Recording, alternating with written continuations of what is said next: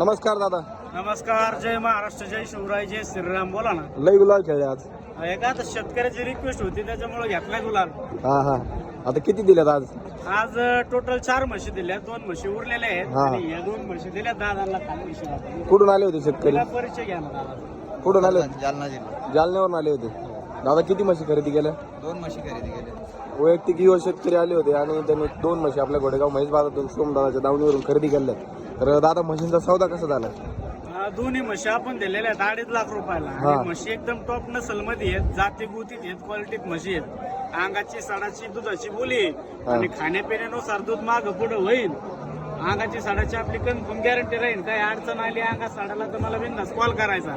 आणि दोन्ही पण म्हशी गॅरंटेड आहेत आणि शेतकऱ्याचं सुद्धा समाधान झालेलं आहे. भाऊ झालेलं व्यवहार समाधानी आहेत का? काही अडचण आली का व्यवहारात? काही जोर जबरदस्ती केली का आम्ही तुम्हाला? काही अडचण नाही ना?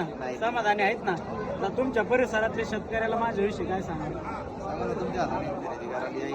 चांगल्या म्हशी असतात का आपल्याला? एकदम खात्रीशीर देतो का आपण? काही अडचण नाही ना दादा? नाही. म्हशी व्यवस्थित ओढून दाखव. वडा पुढे. चला वडा. बघू शकतो मित्रांनो, युवा शेतकरी आणि त्यांचे वडील दोघे बाजारात आले आणि त्यांनी एकदम टॉप क्वालिटीच्या म्हशी खरेदी केलेल्या आहेत. आणि कच्च्या त्या 8-8 दिवसाच्या दोन्ही 2.5 लाखात सौदा घेऊ शकतो. म्हशी जाती गुतीच्या म्हशी आहेत.